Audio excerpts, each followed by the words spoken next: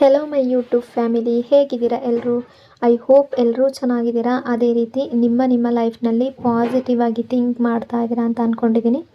ಇವತ್ತಿನ evening ರೀಡಿಂಗಲ್ಲಿ beautiful ಆಗಿರುವಂತಹ ಯಾವ ಎನರ್ಜಿ ಇದೆ ಅಂತ ನೋಡೋಣ. ಮೊದಲು ಕಾಮ್ ಆಗಿ ಕೂತ್ಕೊಳ್ಳಿ, ಡೀಪ್ ಬ್ರೀತನ್ನು ತಗೊಳ್ಳಿ, ನಿಮ್ಮ ಮೈಂಡ್ ಮತ್ತು ಮನಸ್ಸನ್ನು ರಿಲ್ಯಾಕ್ಸ್ ಮಾಡ್ಕೊಳ್ಳಿ. ಈಗ ನಿಮ್ಮ ಪರ್ಸನ್ ಹೆಸರನ್ನು ಮನಸ್ಸಾರೆ 3 ಬಾರಿ ನೆನಪಿಸ್ಕೊಳ್ಳಿ. ನಿಮ್ಮ ಪರ್ಸನ್ ಫೇಸನ್ನು ಇಮ್ಯಾಜಿನ್ ಮಾಡ್ಕೊಳ್ಳಿ. ಅವರು ಮತ್ತು ನೀವು ಒಟ್ಟಿಗೆ ಕಳೆದಿರುವ ಬ್ಯೂಟಿಫುಲ್ ಮೆಮೊರೀಸ್ನ ನೆನಪು ಮಾಡ್ಕೊಳ್ಳಿ. ಅದಕ್ಕೂ ಮೊದಲು ಈ ರೀಡಿಂಗ್ ನಿಮ್ಮವರೆಗೂ ತಲುಪಿದೆ ಅಂದರೆ ಯು ಆರ್ ಸೋ ಬ್ಲೆಸ್ಡ್. ಯೂನಿವರ್ಸ್ಗೆ ಗ್ರ್ಯಾಟಿಟ್ಯೂಡ್ ಹೇಳಿ, ಥ್ಯಾಂಕ್ ಯು ಯೂನಿವರ್ಸ್ ಅಂತ ಹೇಳಿ ನಿಮ್ಮ ಪರ್ಸನ್ ಎನರ್ಜಿಯನ್ನು ಫೀಲ್ ಮಾಡಿ. ಬ್ಯೂಟಿಫುಲ್ ಆಗಿರುವ ಎನರ್ಜಿ ಬಂದಾಗ ಅದನ್ನು ರಿಸೀವ್ ಮಾಡ್ಕೊಳ್ಳಿ. ಇದು ಜನರಲ್ ರೀಡಿಂಗ್ ಆಗಿರುತ್ತೆ. ಸೊ ಎಲ್ಲ ವಿಷಯಗಳು ಎಲ್ಲರಿಗೂ ಕೂಡ ಮ್ಯಾಚ್ ಆಗಲೇಬೇಕು ಅಂತ ಇಲ್ಲ. ನಿಮ್ಮ ಸಿಚುವೇಶನ್ಗೆ ಮ್ಯಾಚ್ ಆಗುವ ಎನರ್ಜಿ ಮಾತ್ರ ರಿಸೀವ್ ಮಾಡ್ಕೊಳ್ಳಿ. ಯಾವುದಾದ್ರೂ ಭಾಗ ನಿಮಗೆ ಮ್ಯಾಚ್ ಆಗಲಿಲ್ಲ ಅಂದರೆ ಅದನ್ನು ಫೋರ್ಸ್ ಆಗಿ ತಗೊಳ್ಬೇಡಿ. ಈ ರೀಡಿಂಗ್ನ ಉದ್ದೇಶ ಏನು ಅಂದರೆ, ಈ ಕ್ಷಣದ ಪ್ರೆಸೆಂಟ್ ಎನರ್ಜಿ ಹೇಗಿದೆ, ನಿಮ್ಮ ಪರ್ಸನ್ ಮನಸ್ಸಿನಲ್ಲಿ ಏನು ನಡೀತಾ ಇದೆ, ನಿಮ್ಮಿಬ್ಬರ ನಡುವೆ ಯಾವ ರೀತಿಯ ಎಮೋಷನ್ಸ್ ಅಥವಾ ವೈಬ್ಸ್ ನಡೀತಾ ಇದೆ, ಅದನ್ನು ನಿಮಗೆ ತಿಳಿಸುವ ಒಂದು ಸಣ್ಣ ಪ್ರಯತ್ನ ಅಷ್ಟೇ. ಹಾಗಾಗಿ ಓವರಾಗಿ ನೆಗೆಟಿವ್ ಆಗಿ ಯೋಚನೆ ಮಾಡಬೇಡಿ. ನಿಮ್ಮ ಮನಸ್ಸನ್ನು ಅನಾವಶ್ಯಕ ಭಯಗಳಿಂದ ತುಂಬಿಸ್ಕೊಳ್ಬೇಡಿ. ಯಾವುದೇ ರಿಲೇಷನ್ಶಿಪ್ಪಲ್ಲಿ ಆಗಿರಲಿ, ಪಾಸಿಟಿವ್ ಎನರ್ಜಿ ಅನ್ನೋದು ತುಂಬ ಇಂಪಾರ್ಟೆಂಟ್ ಆಗಿರುತ್ತೆ. ನಿಮ್ಮಿಬ್ಬರ ಪ್ರೀತಿ ಅನ್ನೋದು ನಿಜವಾಗಿದ್ದರೆ, ಅದು ಪ್ಯೂರ್ ಆಗಿದ್ದರೆ, ಯೂನಿವರ್ಸ್ ಸೇರಿಸಬೇಕಾದ ಇಬ್ಬರನ್ನು ಯಾರೂ ಶಾಶ್ವತವಾಗಿ ದೂರ ಮಾಡೋದಕ್ಕೆ ಆಗೋದಿಲ್ಲ. ಆದರೆ ಒಂದು ವಿಷಯ ನೆನ್ಪಿಟ್ಕೊಳ್ಳಿ, ಬಲವಂತದಿಂದ ಯಾವ ರಿಲೇಷನ್ಶಿಪ್ ಕೂಡ ಉಳಿಯೋದಿಲ್ಲ. ಪ್ರೀತಿ ಅಂದರೆ ಅದು ಫೋರ್ಸ್ ಅಲ್ಲ, ಅದು ಅರ್ಥ ಮಾಡ್ಕೊಳ್ಳೋದು, ರೆಸ್ಪೆಕ್ಟ್, ಕೇರ್ ಮತ್ತು ನಿಜವಾದ ಕನೆಕ್ಷನ್. ಹಾಗಾಗಿ ಕಾಮ್ ಆಗಿರಿ, ಪಾಸಿಟಿವ್ ಆಗಿರಿ. ಯಾವುದು ನಿಮ್ಮದಾಗಿದೆಯೋ ಅದು ಸರಿಯಾದ ಟೈಮ್ಗೆ ನಿಮ್ಮ ಹತ್ರ ಬಂದೇ ಬರುತ್ತೆ.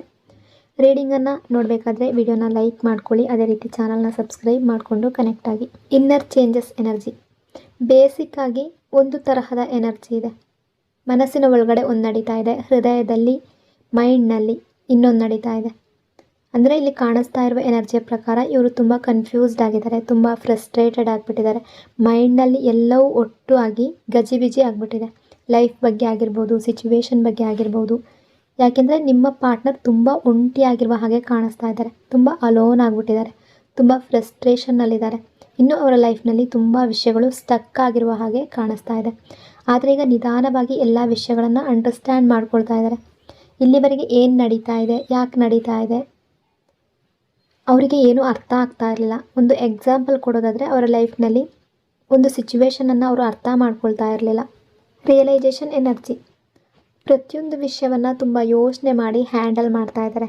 ಬಟ್ ನಿಮಗೆ ಅನ್ನಿಸ್ಬೋದು ಇವರು ತುಂಬ ಇಮ್ಮೆಚ್ಯೂರ್ ಮೈಂಡ್ಸೆಟ್ನಲ್ಲಿದ್ದಾರೆ, ಇನ್ನೂ ಕೂಡ ಯೋಚನೆ ಮಾಡ್ತಾ ಇಲ್ಲ ಅಂತ. ಆದರೆ ಎನರ್ಜಿ ಪ್ರಕಾರ ಇವರು ಅರ್ಥ ಮಾಡ್ಕೊಳ್ತಾ ಇದ್ದಾರೆ, ಹೀಗೇನೇ ಆಗುತ್ತೆ ಅಂತ. ಅಂದರೆ ಒಬ್ಬ ಮನುಷ್ಯ ಬಿದ್ದಾಗ ಮಾತ್ರ ಅವರಿಗೆ ಅರ್ಥ ಆಗೋದು ಪೇಯ್ನ್ ಏನು ಅಂತ.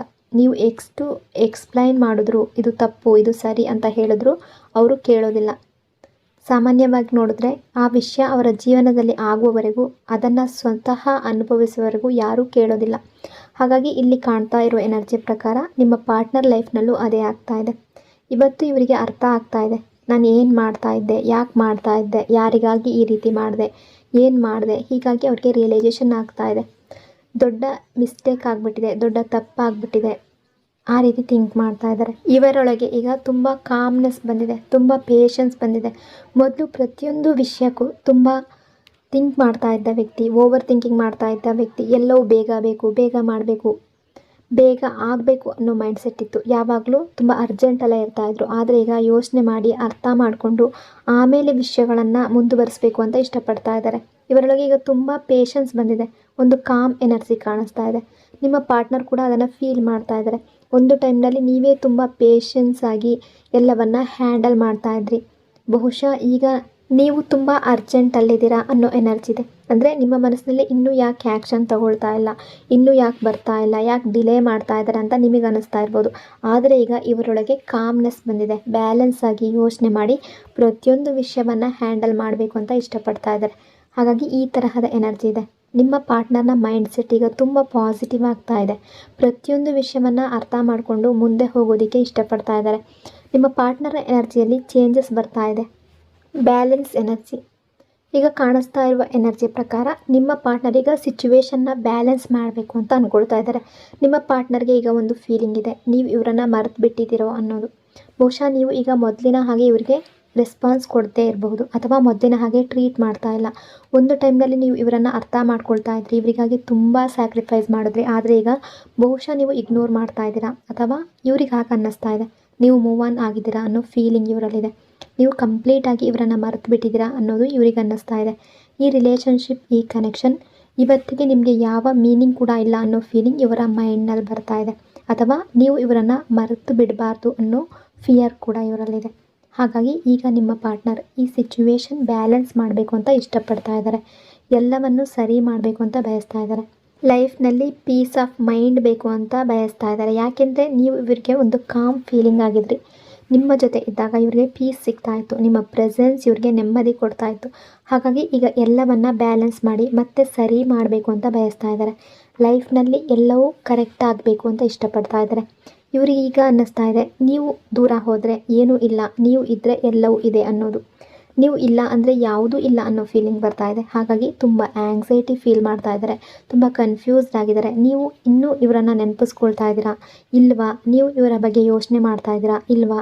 ನಿಮ್ಮ ಮೈಂಡ್ನಲ್ಲಿ ಇವರ ಬಗ್ಗೆ ನೆಗೆಟಿವ್ ಥಾಟ್ಸ್ ಇದೆಯಾ ಅಥವಾ ನೀವೀಗ ಲೈಫ್ನಲ್ಲಿ ಮುಂದೆ ಹೋಗಿದ್ದೀರಾ? ಇದೆಲ್ಲ ಯೋಚನೆ ಇವರ ಮೈಂಡ್ನಲ್ಲಿ ಓಡ್ತಾ ಇದೆ. ಇವರಿಗೊಂದು ಆಸೆ ಮಾತ್ರ ಇದೆ, ನೀವು ಇವರನ್ನು ಮರೀಬಾರ್ದು. ಇವರಿಗೆ ಬೇಗ ನಿಮ್ಮ ಹತ್ರ ಬರಬೇಕು ಅನ್ನೋ ಆಸೆ ಇದೆ. ಈ ಸಲ ಎಲ್ಲವನ್ನು ಯೋಚನೆ ಮಾಡಿ ಸರಿಯಾದ ರೀತಿಯಲ್ಲಿ ಥಿಂಕ್ ಮಾಡಿ ತೀರ್ಮಾನವನ್ನು ತಗೊಳ್ಬೇಕು ಅಂತ ಅಂದ್ಕೊಳ್ತಾ ಇದ್ದಾರೆ. ಯಾಕೆಂದರೆ ಇಲ್ಲಿವರೆಗೆ ನಿಮ್ಮ ಪಾರ್ಟ್ನರ್ ಏನು ಮಾಡಿದರು ಅಂದರೆ, ಯಾವುದೇ ಮಾತನ್ನು ಹೇಳುವಾಗ ಅದು ನಿಮಗೆ ಹರ್ಟ್ ಆಗುತ್ತಾ, ನಿಮಗೆ ನೋವಾಗುತ್ತಾ ಅಂತ ಯೋಚನೆ ಮಾಡ್ತಾ ಇರಲಿಲ್ಲ. ನಿಮ್ಮ ಫೀಲಿಂಗ್ಸ್ನ ಆ ರೀತಿಯಲ್ಲಿ ಅರ್ಥ ಮಾಡ್ಕೊಳ್ತಾ ಇರಲಿಲ್ಲ. ಆದರೆ ಈಗ ನಿಮ್ಮ ಕಡೆ ಲವ್ ಎಕ್ಸ್ಪ್ರೆಸ್ ಮಾಡಬೇಕು ಅಂತ ಬಯಸ್ತಾ ಇದ್ದಾರೆ. ಮತ್ತು ನಿಮ್ಮ ಕಡೆ ಬರಬೇಕು ಅಂತ ಇಷ್ಟಪಡ್ತಾ ಇದ್ದಾರೆ. ಅವರ ಎಮೋಷನ್ಸ್, ಅವರ ಫೀಲಿಂಗ್ಸ್ ಎಲ್ಲವನ್ನು ನಿಮ್ಮ ಜೊತೆ ಶೇರ್ ಮಾಡಬೇಕು ಅಂತ ಅಂದ್ಕೊಳ್ತಾ ಇದ್ದಾರೆ. ಅವರ ಮನಸ್ಸಿನಲ್ಲಿ ನಿಮ್ಮ ಬಗ್ಗೆ ಎಷ್ಟು ಫೀಲಿಂಗ್ಸ್ ಇದೆ, ಎಷ್ಟು ಲವ್ ಇದೆ, ಎಷ್ಟು ಅಟ್ರ್ಯಾಕ್ಷನ್ ಇದೆ, ಅದನ್ನು ನಿಮಗೆ ಹೇಳಬೇಕು ಅಂತ ಅಂದ್ಕೊಳ್ತಾ ಇದ್ದಾರೆ. ಈಗ ನಿಮ್ಮ ಬಗ್ಗೆ ಸೀರಿಯಸ್ ಆಗ್ತಾ ಇದ್ದಾರೆ. ಆದರೆ ಇವರಿಗೆ ಒಂದು ಹೋಪ್ ಮಾತ್ರ ಇದೆ, ಈ ಸಲ ನೀವು ಇವರನ್ನು ಅರ್ಥ ಮಾಡ್ಕೊಳ್ತೀರಾ, ಇವರ ಎಮೋಷನ್ಸ್, ಇವರ ಫೀಲಿಂಗ್ಸ್ ಅರ್ಥ ಮಾಡ್ಕೊಳ್ತೀರಾ, ಇವರಿಗಾಗಿ ನೀವು ಥಿಂಕ್ ಮಾಡ್ತೀರಾ, ನಿಮ್ಮಿಬ್ಬರ ಮಧ್ಯೆ ಮತ್ತೆ ಒಳ್ಳೆಯದೇ ಆಗುತ್ತೆ, ಪಾಸಿಟಿವ್ ಆಗುತ್ತೆ ಅನ್ನೋ ಹೋಪ್ನಲ್ಲಿ ನಿಮ್ಮ ಪಾರ್ಟ್ನರ್ ಕಾಯ್ತಾ ಇದ್ದಾರೆ. ಡಿಲೇ ಎನರ್ಜಿ, ಇಲ್ಲಿ ಕಾಣ್ತಾ ಇರುವ ಎನರ್ಜಿ ಪ್ರಕಾರ ನಿಮ್ಮಿಬ್ಬರ ಮಧ್ಯೆ ಈಗ ತುಂಬ ಡಿಸ್ಟೆನ್ಸ್ ಬಂದಿದೆ. ನಿಮ್ಗೆ ಅನ್ನಿಸ್ಬೋದು ಇಷ್ಟು ಡಿಸ್ಟೆನ್ಸ್ ಆಗಿಬಿಟ್ಟಿದೆ, ಇನ್ನೂ ಆ್ಯಕ್ಷನ್ ತಗೊಳ್ತಾರಾ ಇಲ್ವಾ ಅಂತ. ಇವರು ಒಳಗೊಳಗೆ ಆ್ಯಕ್ಷನ್ ತಗೊಳ್ಬೇಕು ಅಂತ ಬಯಸ್ತಾ ಇದ್ದಾರೆ. ಅವರಿಗೆ ಆ್ಯಕ್ಷನ್ ತಗೋಬೇಕು ಅನ್ನೋ ಆಸೆ ಇಲ್ಲ ಅಂತಲ್ಲ, ಆದರೆ ಒಳಗೊಳಗೆ ಇವರಿಗೆ ಒಂದು ಫಿಯರ್ ಇದೆ. ನೀವು ಹೇಗೆ ರಿಯಾಕ್ಟ್ ಮಾಡ್ತೀರಾ ಅನ್ನೋ ಫಿಯರ್ ಕೂಡ ಇದೆ. ಯಾಕೆಂದರೆ ಇವರು ನಿಮ್ಮ ಮನಸ್ಸಿಗೆ ತುಂಬ ಪೇಯ್ನ್ ಕೊಟ್ಟಿದ್ದಾರೆ, ತುಂಬ ಹಾರ್ಟ್ ಬ್ರೇಕ್ ಕೊಟ್ಟಿದ್ದಾರೆ, ತುಂಬ ನೋವು ಕೊಟ್ಟಿದ್ದಾರೆ. ಹಾಗಾಗಿ ಈಗ ನೀವು ಹೇಗೆ ರಿಯಾಕ್ಟ್ ಮಾಡ್ತೀರಾ ಅನ್ನೋ ಫೀಲಿಂಗ್ ಇದೆ, ಫಿಯರ್ ಇದೆ. ಇವರು ಸಿಚುವೇಶನನ್ನು ಬ್ಯಾಲೆನ್ಸ್ ಮಾಡಬೇಕು ಅಂತ ಇಷ್ಟಪಡ್ತಾ ಇದ್ದಾರೆ. ಆದರೆ ಅದನ್ನು ಮಾಡೋದಕ್ಕೆ ಆಗ್ತಾ ಇಲ್ಲ. ಲೈಫ್ನಲ್ಲಿ ತುಂಬ ಹೆವಿನೆಸ್ ಕಾಣಿಸ್ತಾ ಇದೆ. ಇದನ್ನು ಮಾಡಬೇಕು, ಅದನ್ನು ಮಾಡಬೇಕು, ತುಂಬ ರೆಸ್ಪಾನ್ಸಿಬಿಲಿಟಿಗಳ ಮಧ್ಯೆ ಸಿಕ್ಕಾಕೊಂಡಿದ್ದಾರೆ. ಮೊದಲು ಲೈಫ್ನಲ್ಲಿ ಏನಾದರೂ ಅಚೀವ್ ಮಾಡಬೇಕು ಅಂತ ಇಷ್ಟಪಡ್ತಾ ಇದ್ದಾರೆ, ಏನಾದರೂ ಸಾಧನೆ ಮಾಡಬೇಕು ಅನ್ನೋ ಆಸೆ ಇದೆ. ಆಮೇಲೆ ಈ ರಿಲೇಷನ್ಶಿಪ್ಪನ್ನು ಮುಂದೆ ತರಬೇಕು ಅನ್ನೋ ರೀತಿ ಯೋಚನೆ ಮಾಡ್ತಾ ಇದ್ದಾರೆ. ಆ ಎನರ್ಜಿ ಕೂಡ ಇದೆ. ಮೊದಲು ಅವರ ಸಿಚುವೇಶನ್ ಸರಿ ಮಾಡಬೇಕು, ಅವರ ಲೈಫ್ ಸರಿ ಮಾಡಬೇಕು, ಎಲ್ಲವನ್ನು ಸರಿಯಾಗಿ ಹ್ಯಾಂಡಲ್ ಮಾಡಬೇಕು, ಆಮೇಲೆ ಮಾತ್ರ ಮುಂದಿನ ಸ್ಟೆಪ್ ತಗೊಳ್ಬೇಕು ಅಂತ ಯೋಚನೆ ಮಾಡ್ತಾ ಇದ್ದಾರೆ. ಇವರೊಳಗೆ ತುಂಬ ಆ್ಯಂಗ್ಸೈಟಿ ಇದೆ, ತುಂಬ ಸ್ಟ್ರೆಸ್ ಇದೆ, ಒಳಗೊಳಗೆ ಪ್ರೇಯರ್ ಮಾಡ್ತಾ ಇದ್ದಾರೆ, ತುಂಬ ವರೀಡ್ ಆಗಿದ್ದಾರೆ. ಹಾಗಾಗಿ ಬ್ಯಾಲೆನ್ಸ್ ಮಾಡಬೇಕು ಅನ್ನೋ ಎನರ್ಜಿ ತುಂಬ ಜಾಸ್ತಿ ಕಾಣ್ತಾ ಇದೆ. ಎಲ್ಲವನ್ನು ಬೆಟರ್ ಮಾಡಬೇಕು ಅಂತ ಇಷ್ಟಪಡ್ತಾ ಇದ್ದಾರೆ. ಜಸ್ಟಿಸ್ ಎನರ್ಜಿ, ನಿಧಾನವಾಗಿ ಆದರೂ ನಿಮಗೆ ಜಸ್ಟಿಸ್ ಸಿಗುವ ಎನರ್ಜಿ ಇದೆ. ಈಗ ನೀವು ಅಂದ್ಕೊಳ್ಬೋದು ಹೇಗೆ ಅಂತ. ನೀವು ಕೂಡ ಜಸ್ಟಿಸ್ ಆಗಬೇಕು ಅಂತ ಬಯಸ್ತಾ ಇದ್ದೀರಲ್ವಾ, ನಿಮಗೆ ನ್ಯಾಯ ಸಿಗಬೇಕು ಅಂತ ಅಂದ್ಕೊಳ್ತಾ ಇದ್ದೀರಲ್ವಾ. ಹಾಗಾದರೆ ಜಸ್ಟಿಸ್ ಹೇಗೆ ಬರುತ್ತೆ ಅನ್ನೋದಾದರೆ, ನಿಮ್ಮ ಪಾರ್ಟ್ನರ್ ಲೈಫ್ನಲ್ಲಿ ಒಂದೊಂದು ವಿಷಯ ಕೂಡ ರಿಯಲೈಸ್ ಆಗ್ತಾ ಇದೆ, ಲೈಫ್ ಲೆಸನ್ ಸಿಗ್ತಾ ಇದೆ, ಲೈಫ್ ಅವರಿಗೆ ಪಾಠ ಕಲಿಸ್ತಾ ಇದೆ. ಯಾವುದೇ ಕಾರಣಕ್ಕೆ ಇವರು ನಿಮ್ಮಿಂದ ಡಿಸ್ಟೆನ್ಸ್ ಕ್ರಿಯೇಟ್ ಮಾಡಿರ್ಬೋದು, ಯಾವುದೇ ಸಿಚುವೇಶನ್ ಕಾರಣ ಆಗಿರ್ಬೋದು, ಯಾವುದೇ ಪರ್ಸನ್ ಕಾರಣ ಆಗಿರ್ಬೋದು, ಯಾವುದೇ ರೀಸನ್ ಇರ್ಬೋದು. ಆ ಡಿಸ್ಟೆನ್ಸ್ ಈಗ ಇವರಿಗೆ ದೊಡ್ಡ ಲೆಸನ್ ಆಗ್ತಾ ಇದೆ. ಈಗ ನಿಮ್ಮ ಹತ್ರ ಬಂದು ಕ್ಷಮೆ ಕೇಳಬೇಕು ಅನ್ನೋ ಫೀಲಿಂಗ್ ಬರ್ತಾ ಇದೆ, ನಿಮ್ಮ ಮುಂದೆ ಸಾರಿ ಹೇಳಬೇಕು ಅನ್ನೋ ಫೀಲಿಂಗ್ ಬರ್ತಾ ಇದೆ. ಯಾವ ತಪ್ಪು ಮಾಡಿದ್ರೋ ಅದಕ್ಕೆ ಕ್ಷಮೆ ಕೇಳಬೇಕು ಅಂತ ಬಯಸ್ತಾ ಇದ್ದಾರೆ. ಈ ಸಾರಿ ನಿಮ್ಮವರೆಗೆ ಬರೋದಕ್ಕೆ ಸ್ವಲ್ಪ ಟೈಮ್ ತಗೊಳ್ಬಹುದು ಅಷ್ಟೇ, ಸ್ವಲ್ಪ ಡಿಲೇ ಆಗ್ಬೋದು, ಆದರೆ ಬರುತ್ತೆ. ಯಾಕೆಂದರೆ ನಿಮಗೆ ಜಸ್ಟಿಸ್ ಎನರ್ಜಿ ಇದೆ. ನೀವು ಏನನ್ನು ಬಯಸ್ತೀರೋ, ಯಾವ ರೀತಿಯಲ್ಲಿ ಬಯಸ್ತೀರೋ ಅದು ನಿಮಗೆ ಸಿಗುವ ಸಾಧ್ಯತೆ ಕಾಣ್ತಾ ಇದೆ. ಸ್ವಲ್ಪ ಪೇಷನ್ಸ್ ಮಾತ್ರ ಇರಬೇಕು. ಆ ಪೇಷನ್ಸ್ನ ಮೇಂಟೈನ್ ಮಾಡಬೇಕು. ಮೆಂಟಲ್ ಪೇಯ್ನ್ ಎನರ್ಜಿ, ಇಲ್ಲಿ ಇವರ ಮೈಂಡ್ನಲ್ಲಿ ತುಂಬ ಯೋಚನೆಗಳು ನಡೀತಾ ಇದೆ, ತುಂಬ ಸ್ಟ್ರೆಸ್ ಆಗ್ತಾ ಇದೆ, ತುಂಬ ಆ್ಯಂಗ್ಸೈಟಿ ಆಗ್ತಾ ಇದೆ, ತುಂಬ ಡಿಸ್ಟರ್ಬ್ಡ್ ಆಗಿದ್ದಾರೆ. ಯಾಕೆ ಅಂದರೆ ನಿಮ್ಮ ಪಾರ್ಟ್ನರ್ ಎನರ್ಜಿಯಲ್ಲಿ ಇವರು ನಿಮ್ಮ ಹೃದಯಕ್ಕೆ ನೋವು ಕೊಟ್ಟಿದ್ದಾರೆ, ನಿಮ್ಮ ಹಾರ್ಟ್ ಬ್ರೇಕ್ ಮಾಡಿದ್ದಾರೆ.